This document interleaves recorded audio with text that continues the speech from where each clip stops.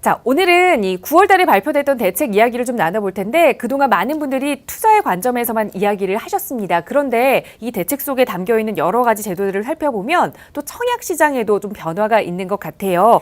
어떻게 보면 무주택자에게 기회가 늘어난다라는 이야기도 있지만 또 너무 청약 가점제 조건이 까다로워지면서 더 불리해지는 것이 아니냐라는 이야기도 들려오고 있거든요.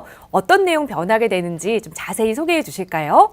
네, 그렇습니다. 9.13 주택시장 안정화 대책에 지금 후속 조치들이 계속해서 지금 나오고 있는데요. 그중에서 아무래도 많은 분들이 관심을 가질 수밖에 없는 청약시장의 제도 개선이 좀 눈에 띄는 부분이 좀 있습니다. 그래서 특히 무주택자분들한테는 조금 기회가 더 확대됐고 유주택자나 갈아타기 수요자들한테는 조금 불리한 면이 지금 작용을 하기 때문에 이러한 부분들을 여러분들이 꼼꼼히 체크를 하셔야 혹시나 그 청약을 했다가 청약이 취소된 이런 불측의 손실을 방지할 수 있으니까요. 이번 시간은 좀 꼼꼼히 체크해 보시는 그런 시간 한번 마련해 보도록 하겠습니다.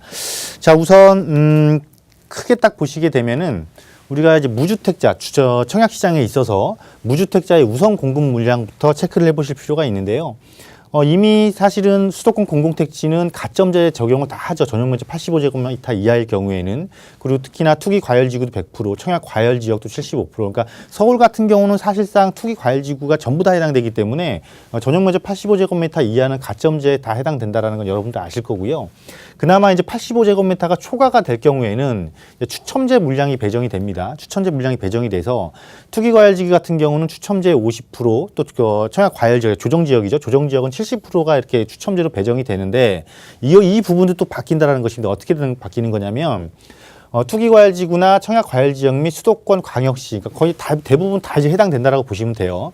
그러니까 추첨제 대상 주택의 75%, 그러니까 추첨제 대상에 해당되는 물량의 75%를 또 무주택자한테 우선 배분한다라는 것이죠. 무주택자한테 우선 배분을 하고 또 여기서 또 공급하고 남은 잔여 물량 또한 다시 또 무주택자하고 1주택 실소유자, 그러니까 갈아타기 수요자겠죠. 갈아타기 수요자한테 배분을 하기 때문에 무주택자 같은 경우에는 이 추첨제에 한번 청약을 해서 일단 1차적으로 당첨이 안 됐더라도 다시 잔여주택에 대해서 또 한 번 또 청약 기회가 당첨 기회가 또 생기기 때문에 사실상 두 번의 기회가 생긴다라고 보시면 되겠고 1주택 실수요자 같은 경우는 어떤 조건이 붙냐면 기존 주택 처분 조건으로 1주택자한테 우선 공급을 한다라는 것입니다. 그래서 이 처분 조건이 언제부터 6개월이냐면 입주 가능일부터 6개월 이내에 기존 주택을 처분을 해야 된다. 물론 시장 상황에 따라서 처분을 못하는 불가피한 상황이 발생할 수도 있습니다.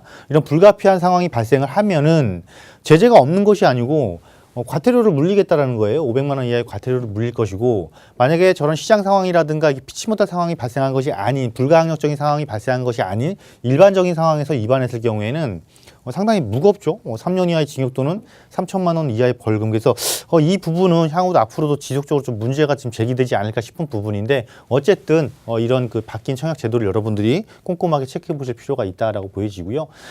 특히나 이제 그러니까 분양권 등이니까 분양권과 입주권을 얘기를 하는 겁니다. 재개발 재건축 조합원 입주권을 얘기를 하는 거겠죠. 분양권 등 소유자는 이제 무주택자에서 제외한다라는 부분입니다. 즉 현재까지는 아파트 청약을 해서 당첨이 되면 분양권인 상태거든요. 그 분양권을 등기를 하기 전까지는 주택 소유자가 아닌 무주택 소유주로 그대로 남아있는 상황인데 이제부터는 이걸 당첨이 받아서 공급 계약을 체결하면 이때부터 유주택자에 해당된다. 또 만약에 저 일반 분양권을 매수해서 매매장금 완납하는 날, 즉 분양권에 대한 소유권을 확보하는 날 유주택자로 전환되기 때문에 이 부분도 여러분들이 꼼꼼하게 체크를 해보셔야 된다라고 보여지고요. 특히 이거는 이제 주택공급 시행일 이후부터 계약 또는 취득한 분양권 등부터 적용하니까 이미 가지고 계신 분들은 이거 해당 안 되니까 너무 큰 걱정 안 하셔도 된다라고 말씀드리겠고요. 만약에 이 분양권인데 이 분양권을 내가 미분양 분양권을 최초 계약했다. 그럴 땐 또 예외 사항이 그러니까 유주택자가 아닌 기존처럼 그냥 무주택자가 남지만은 이 분양권을 내가 미분양 분양권을 최초 계약이 아닌 승계를 다시 매수를 했다. 그 경우에는 유주택으로 간주된다라는 부분이 있으니까 이런 부분들 잊지 말고 체크해 보시길 바라겠습니다. 또 세대원의 배우자도 청약 자격을 부여한다라는 바뀐 점 보시면 되겠고요.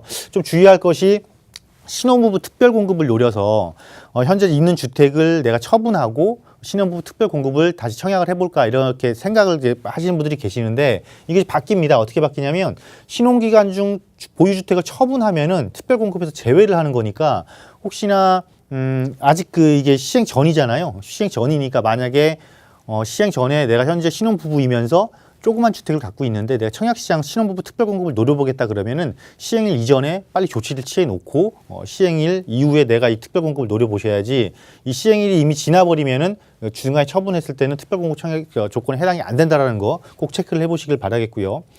주택 소유의 직계 존속은 부양가족 가점 부여를 제외를 합니다. 자, 직계 존속이니까 부모님이 되겠죠.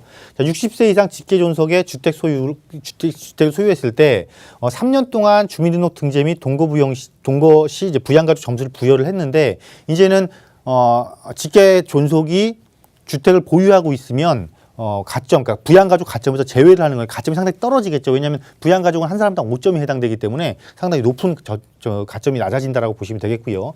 자, 일단 입법 예고는 11월 21일까지 입법 예고를 하고요. 관계기관 협의나 법제처 심사 등 거쳐서 다음 달 말부터 이제 공포 시행 계획이니까 이러한 것들 중에서 내가 만약에 어디 해당되는 부분이 있다라면은 이 시행일 이전에 빨리 그런 조치를 취해 나서 조금 더 새롭게 바뀌는 이런 청약시장 제도를 적극적으로 활용해 볼 필요가 있겠다. 어쨌건 최종적인 결론은 이렇습니다. 무주택자에게는 상당한 기회의 장이 더 열려서 서울이라든가 주요 지역에 청약의 당첨 확률이 훨씬 더 높아졌다. 단 이제 유주택자일 경우에는 2주택자는 어차피 해당이 안 됩니다. 1주택 갈아타기 수요자들한테도 어떠한 제약 조건이 붙으니까 이러한 부분들을 어떻게 현명하게 대처해 나갈지 꼼꼼하게 체크를 해 보시면서 바뀌는 정책을